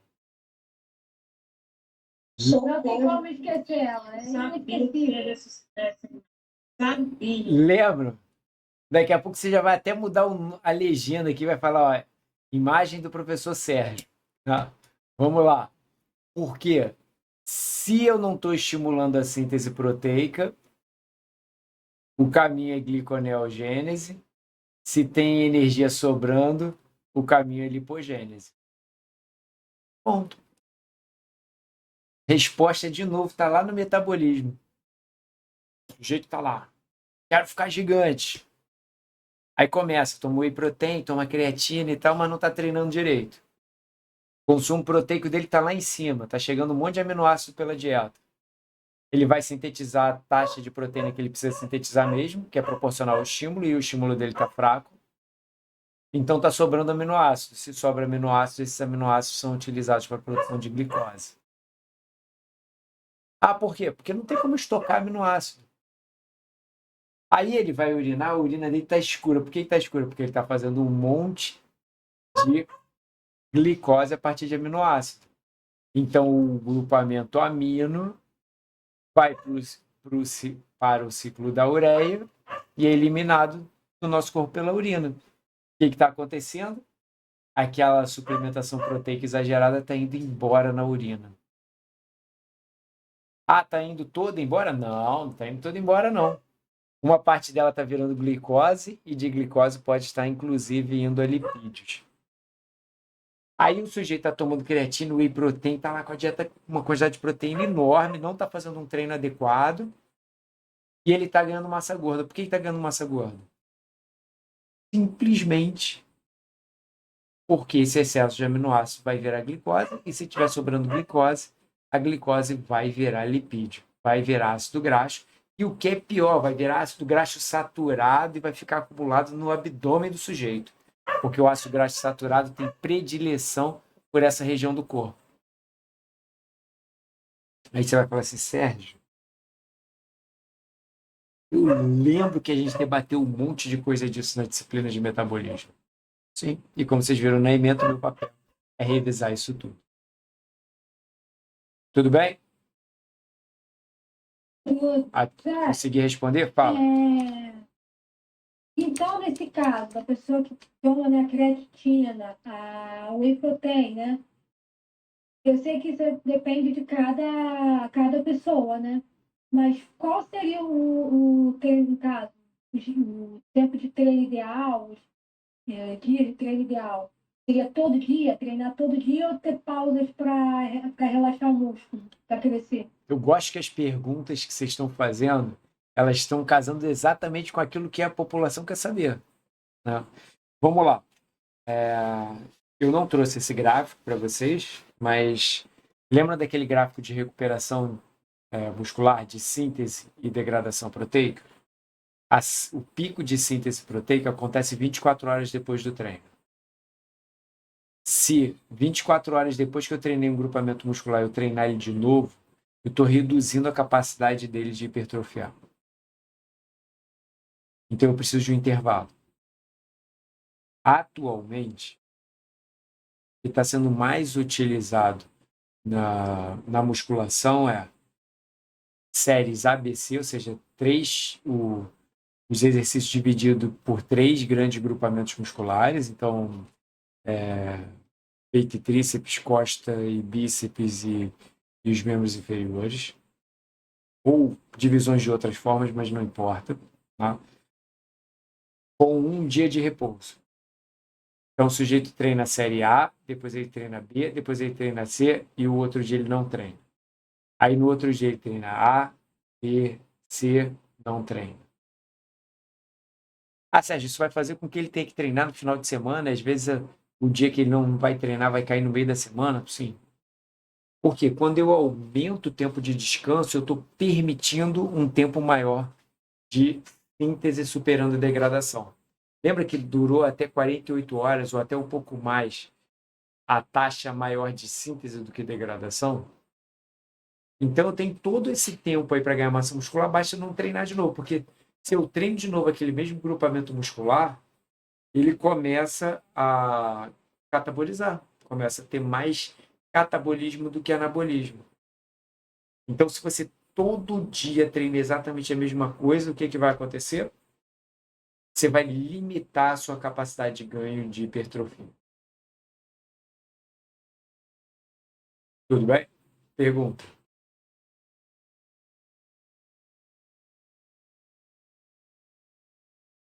E quando a pessoa treina todo dia, mas com séries diferentes, tipo, segunda série B, quarta série C, e vai fazendo. Tem algum problema? Não, não tem problema. Não tem problema. Existe essa modalidade de treinamento para hipertrofia, sim. Tem educadores que passam 4 séries A, B, C, D.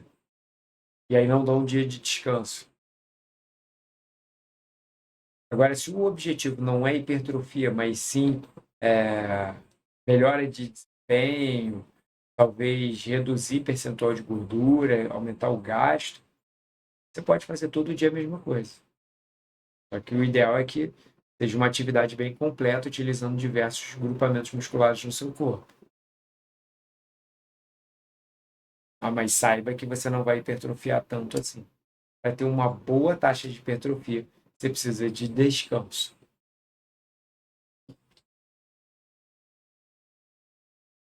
Tranquilo? Fala. A respeito da suplementação. Uma pessoa ativa que treina 10 horas por dia, aí de repente tem uma lesão e para o treino assim, por uma semana. É ideal suspender tudo, treino, creatina. A creatina a gente mantém nessa situação, mas a suplementação de whey protein, por exemplo, a gente pode parar. Por quê? Porque eu vou dar uma quantidade de proteína que efetivamente não vai ser utilizada. Então, como se eu estivesse desperdiçando recurso. E aí não vale a pena continuar. Até pode, você pode até manter, mas sabendo que não vai dar em nada. É a mesma coisa que o sujeito está tomando whey protein e está assistindo série no Netflix sentado no sofá. Agora, a creatina não. A creatina é importante manter porque isso vai garantir um bom estoque.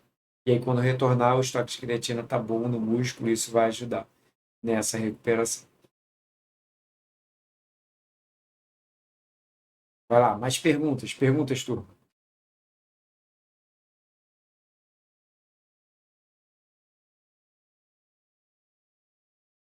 É, Oi.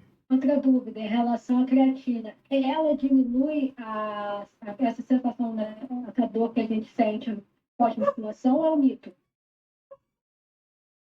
Desculpa, não vai fazer diferença. Ela não vai ter impacto sobre a dor. Tá? Pode ter um efeito placebo ali, mas ela não tem papel sobre dor. Vai ter esse efeito. Tá? Vai, pergunta. Assim, posso estar falando besteira, tá? Mas a sensação que eu tive quando eu usei a creatina. Sim. Eu um dia que trabalhei no campo, a conseguindo emagrecer. Eita. Falhou. Tem que deixar. Falhou tudo, não entender nada. Pode repetir? Vai, repete aí para mim, porque eu não entendi sua pergunta, porque falhou o seu áudio. Porque eu estava tomando creatina. E eu tive a sensação que eu não estava conseguindo manter. Parecia que eu estava inchada. A creatina ela faz isso ou é impressão minha? Então, efetivamente a creatina ela provoca um inchaço, porque ela entra no músculo, leva a água em direção a si e faz com que esse músculo fique inchado. E aí é um inchaço inespecífico, são todos os músculos. E aí gera essa percepção que você está citando.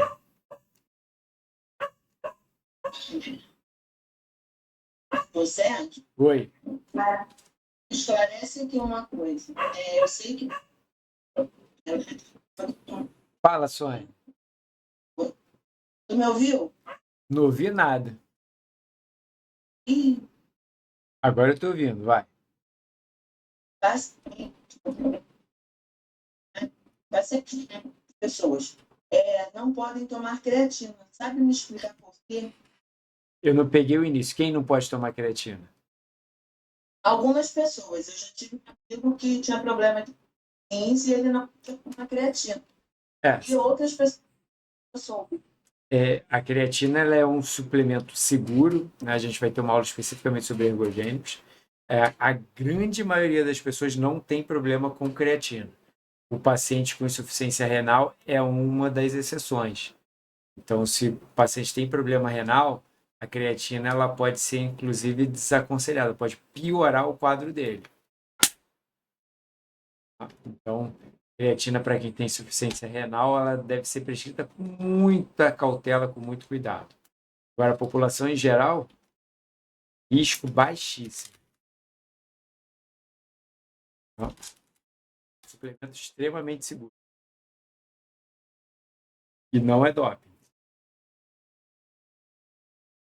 Vai, próxima pergunta. Em questão da água também é muito importante, né? Malhar e beber bastante água. Sim. Eu faço isso, eu tomo a creatina e tomo muita água, muito. Eu vou malhando e bebendo água. Consumir uma boa quantidade de água, ela é boa de um modo geral, né? Não só para quem está praticando atividade física, né? Mas vai garantir um bom estado de hidratação e isso ajuda, inclusive, na recuperação e na termorregulação. Ô, Sérgio, Oi, Só você tem que beber bastante água, tá? fala, pode falar. Na verdade, qual o melhor horário para tomar creatina? Alguns falam pela manhã, alguns nutricionistas, outros falam durante a noite. Não faz diferença. Não faz diferença? Não faz diferença.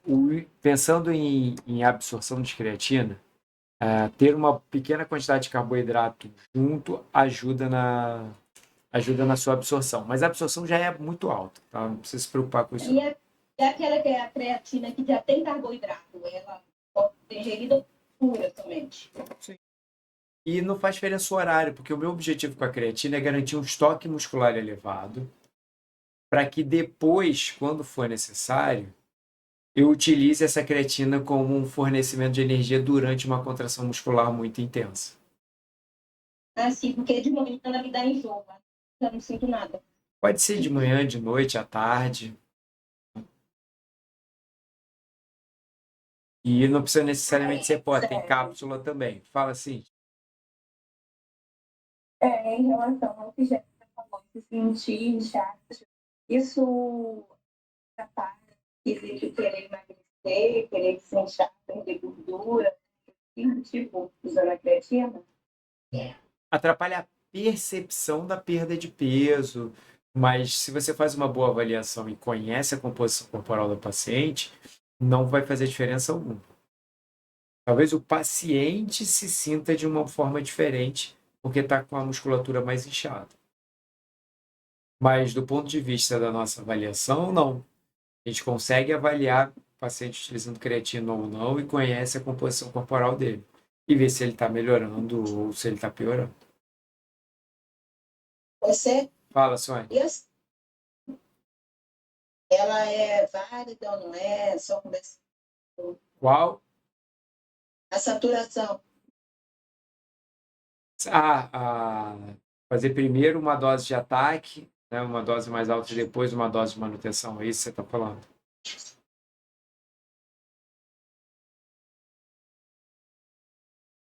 Cortou. Mas eu vou supor que sim. Tá?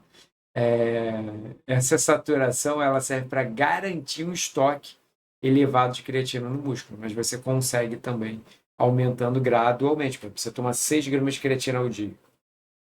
De forma acumulativa, você vai ter um aumento no depósito de creatina no músculo. A dose de ataque só é interessante porque você acelera o processo. Mas a creatina ela tá de um jeito, né? Assim, o nosso conhecimento sobre ela evoluiu tanto de que vale a pena o consumo crônico. E aí, se você vai consumir durante muito tempo, nem precisa fazer dose de ataque. Né? Exceto, que é o que a gente vai ver depois, né? Quando eu tiver uma questão de competição, alguma situação mais específica em que eu tenho urgência para aumentar logo essa creatina, aí eu faço doses mais altas, como por exemplo 20 gramas ao dia. E Sérgio, tem uma idade específica para tomar creatina? não. Tem estudos, por exemplo, em idosos com creatina, mostrando que a creatina ajuda na reversão da sarcopenia. Adolescentes podem tomar creatina? Pode. Para você ter ideia, a creatina pode ser utilizada por gestante para reduzir o risco de sequelas em partos de risco. Então, pode utilizar sim. Fala, Roberto. Então, o uso da creatina também é indicado para quem não pratica esportes, né? Porque diz que tem outros benefícios. Sim, pode ser utilizado mesmo por não praticantes de atividade física, como eu citei antes, o caso da gestante. Sim. Fala, Roberto. é, Beijo, minha linda nenenzinha. Vai dormir. Eu posso só aproveitar esse impacto para tirar uma dúvida de um outro suplemento? Claro. A gente tá na prosa aqui, vai. Então, só para saber sobre o seu ponto de vista sobre os aminoácidos da leucina, isoleucina e valina. Por que eu estou perguntando isso? Muitas pessoas meio que invalidaram esse suplemento, né? O PCA, como não necessário. Só que eu vou te falar que eu comecei a fazer o uso dele injetável e, assim, realmente reduziu a minha fadiga no treino em pelo menos aí 70%. Boa questão. Questão muito. Questão de fadiga, tá? Não do meu desempenho, que o desempenho continua a mesma merda, mas a fadiga melhorou bastante. Vamos lá. Isso aí, a gente pode depositar muito mais a leucina do que aos demais. Tá? Então, mas a leucina é que vai, dos três, é o que vai ter o resultado mais expressivo. E, de fato, tá? Quando você toma qualquer coisa injetável, você garante, né, um nível plasmático mais alto. E aí você não precisa passar por questões de absorção, interação, então a biodisponibilidade não vai interferir. Né? E ter um nível mais alto desses aminoácidos facilita muito a vida do fígado na produção de novas moléculas de glicose. E manter uma glicemia mais estável ao longo do treino faz com que você sinta menos fadiga. Então, o que você está relatando e o que você está achando é totalmente previsível do ponto de vista teórico. Então, o que eu esperava era exatamente isso que você está relatando. Beleza, porque eu realmente já tomei ele em comprimido, não notei diferença, então parei de tomar. E antes de estudar, né, a gente sempre ouviu, você não tem necessidade de tomar, meio que invalidando esse suplemento, mas o injetável, eu estou tomando há pouco tempo, mas assim, realmente, para mim, está funcionando Por que que, nessa questão da partida. por que que tem essa questão de ser invalidado, né? Essa questão dele ser invalidado é porque a gente encontra os aminoácidos de cadeia ramificada em outras proteínas, como o próprio whey protein. E proteínas dietéticas. Por exemplo, o amendoim tem uma quantidade interessante também. Então, por isso que ele vem sendo invalidado, mas o seu efeito ele é muito claro. Por exemplo, a leucina ela tem uma ação sobre a via mTOR, que é a via responsável por aumento de expressão proteica e, com isso, de hipertrofia. Né? Então, a leucina sozinha já promove um aumento na taxa de expressão de proteína dentro da célula. Se ocorrer um bom nível de treinamento físico, então esse processo ele fica mais claro. Tá ótimo, professor, obrigada. Vamos lá, mais perguntas. O cachorro aqui participa da aula direto. Vamos lá. Então, respondida essa bateria de questões aí que eu fui sabatinado, tá?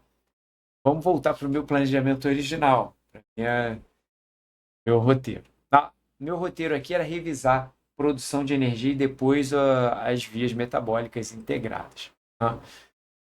Bom, vou fazer um ajuste aqui.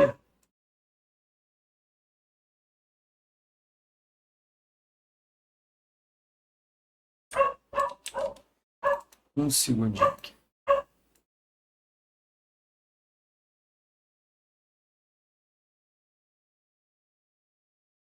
Vou pegar o... Sei que vocês adoraram quando eu fiquei falando lá de piruvato e tal. Cadê o Luiz? Ele nem tá na aula, né?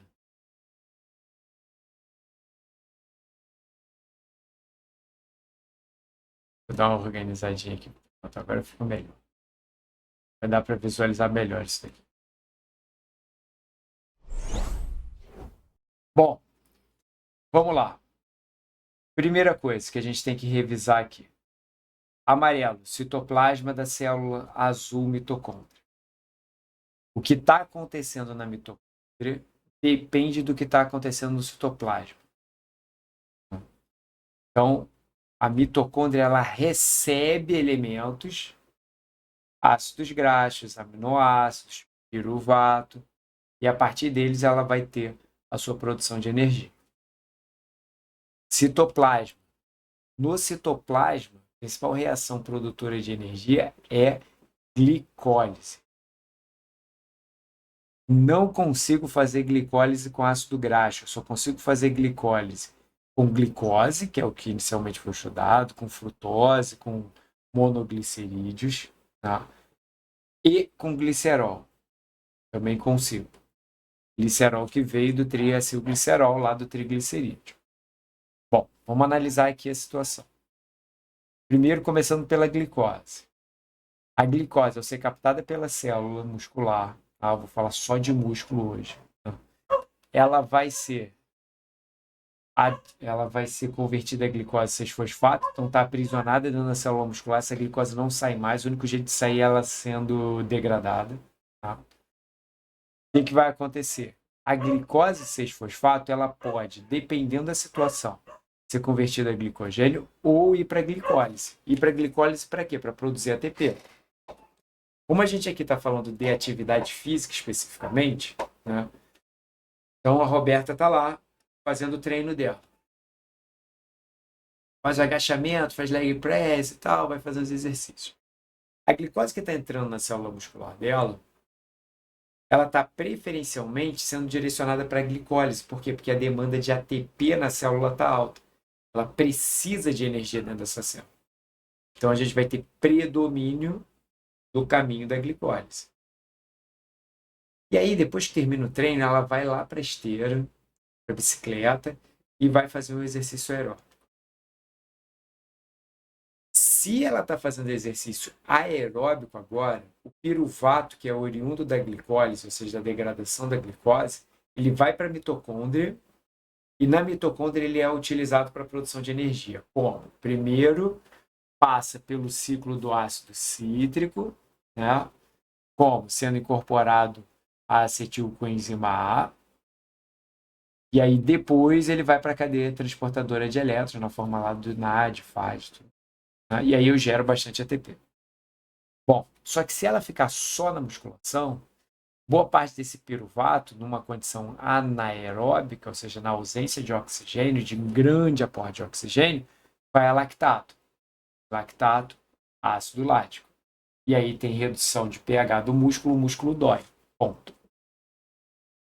Tranquilo?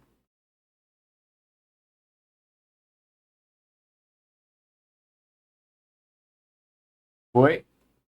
Então, ó, o piruvato, oriundo da glicólise, ele tem duas possibilidades. Ir para a mitocôndria se tem uma boa oferta de oxigênio, ou ir a lactato se a oferta de oxigênio está baixa. Se ele for a lactato, esse lactato, depois ele pode ser até aproveitado. Mas naquele momento ele não vai ser dentro do músculo, não.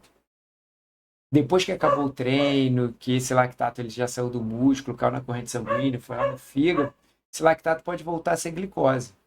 Ou pode ser oxidado, mas ele pode ser reutilizado. Agora, quando a demanda ali está muito intensa, mas numa condição aeróbica, eu não vou para lactato. Eu vou para mitocôndria. O piruvato permanece com o piruvato e vai para a mitocôndria. E na mitocôndria ele é utilizado para a produção de energia. Ah, Sérgio, já entendi essa parte do carboidrato. Alguém tem alguma dúvida? Então, vamos partir para outra fonte. Vamos partir para o ácido graxo. O ácido graxo, ou seja, o lipídio, ele só vai ser utilizado na mitocôndria depois da beta-oxidação. Enquanto não houver beta-oxidação, ou seja, enquanto eu não quebrar esse ácido graxo em pequenos pares ali, em pequenos pedacinhos, eu não consigo produzir energia a partir dele. E ele é utilizado na mitocôndria para produzir energia com muita eficiência. O saldo de ATP é elevado. Então, o que a gente tem aqui? O carboidrato, ele é utilizado com muita facilidade, principalmente em atividades de curta duração, de duração mais baixa. Mas ele permanece sendo utilizado mesmo durante uma prova de longa duração. Por exemplo, maratona. Tem glicólise acontecendo? Tem. Ah, Sérgio, mas o maratonista ele utiliza principalmente ácido graxo como fonte de energia. Tudo bem. Mas vai ter glicólise acontecendo. Tanto é que a glicemia ao longo de uma corrida vai diminuindo. Aí você, nutricionista, que já ouviu isso de mim mais de uma vez, você está acompanhando um maratonista, um atleta. E aí ele fala para você, ó, quando dá 20, 30 quilômetros eu começo a ter uma queda de desempenho e tal. Antes disso, você dá carboidrato para ele, que isso vai ajudar a manter a glicemia, ele vai ter menos desconforto. Por exemplo, lá no quilômetro 10, eu, ao invés de dar só água para ele, eu dou um gel de carboidrato. Dou repositor hidroeletrolítico que contém carboidrato, e com isso, a glicemia dele não vai cair tanto assim. Vai cair? Vai, porque está sendo muito consumida essa glicose. Mas eu vou ter ali alguma glicose chegando pela corrente sanguínea e isso pode fazer com que ele não tenha tanto cansaço e o seu desempenho físico vai melhorar. Pergunta. Pergunta. As carinhas de vocês.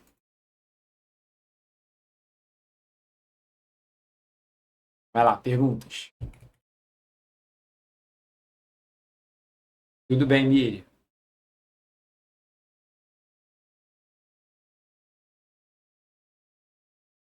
Elisângela falando, ó, foi utilizado choques na minha fisioterapia e foi horrível.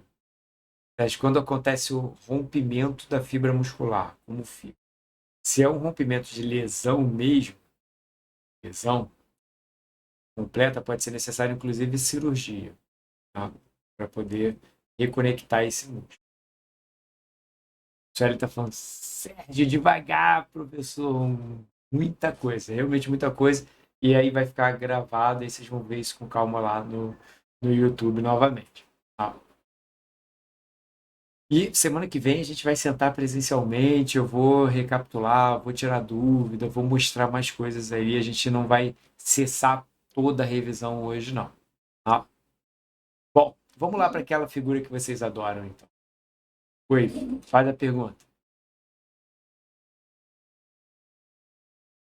Hoje esse gel de carboidrato aí, uma vez eu usei na corrida, eu não senti muita diferença, não. Eu continuei muito cansada. Sim, tem gente que não vai sentir diferença. Talvez a dose também tenha sido baixa. Às vezes a dose são 2 ou 3 sachês, dependendo da prova e da intensidade. Às vezes o horário também, a forma como ele é utilizado, a alimentação anterior, tem muitas variáveis aí. Tanto é que não é sempre que a gente vê um maratonista tomando gel de carboidrato. Tem alguns que se sentem bem sem fazer esse consumo. Já entendi. Bom, com o olhar da nutrição esportiva, a gente vai voltar a analisar essa imagem aqui. Já falei um pouquinho, que é o caso da dieta hiperproteica, o que está acontecendo. Tá? Então, a dieta na nutrição esportiva tem que ser hiperproteica. Ah, é um maratonista, hiperproteica, 1,4 gramas de proteína por quilograma de massa corporal. Ah, é um levantador de peso, então 1,8 gramas de proteína por quilograma de massa corporal. Estou dando as respostas que são mais gerais. Depois a gente vai aprofundar nas recomendações. Tá? Então, preciso de proteína na dieta para ter hipertrofia. Preciso. Ah, Sérgio, eu vou ficar em jejum e vou ganhar massa muscular. Estar em jejum e ganhar massa muscular são duas coisas que são antagônicas demais, porque para ganhar massa muscular você precisa de um perfil anabólico, você precisa de insulina alta, você não precisa de glucagon alto. O glucagon alto vai fazer o contrário, vai depletar suas proteínas musculares. Tá? Então, sabendo disso, o que vem na dieta em relação a aminoácidos é importantíssimo para essa síntese proteica. Uma outra questão que a gente tem, e essa questão da proteína é senso comum, tá? Depois a gente vai voltar a debater, mas a princípio é isso. O carboidrato, ele tem um papel importantíssimo, porque ele vai aumentar a insulina. Aumentando a insulina, eu aumento um hormônio que é anabólico. Então, para ter hipertrofia, para ter um bom desenvolvimento de massa muscular, a glicose, os carboidratos são importantes. Eu só preciso calcular, mas eles são importantes. Já lipídios, não. O lipídio, ele não vai me ajudar na hipertrofia. Ele pode me ajudar, por exemplo, numa atividade física aeróbica, se eu tomar triglicerídeos de cadeia média antes da prova. Por quê? Se eu tomar TCM, eu estou tomando um ácido graxo de cadeia curta, de cadeia média, ele muito facilmente vai ser oxidado. E eu estou fazendo uma prova aeróbica que eu preciso disso daí. Agora, de um modo geral, o lipídio é o patinho feio da nutrição esportiva. Vocês vão ver ele sempre sendo colocado em segundo plano. Slides, vários e vários slides para falar de carboidrato, um monte de slides para falar de proteína, slides para falar de lipídio, 1 ou 2. É sempre assim. Por quê? Porque o lipídio, ele não ajuda quando ele está estocado. Primeiro, eu preciso mobilizar outras reservas, reduzir a quantidade de ácido graxo que está circulando para pegar esse lipídio que está estocado. Então, estocar lipídio é muito fácil e mobilizar essa reserva ela é difícil. Por isso que existe uma tendência natural da população de ganhar peso. Também, né? Por isso também. Vai, pergunta.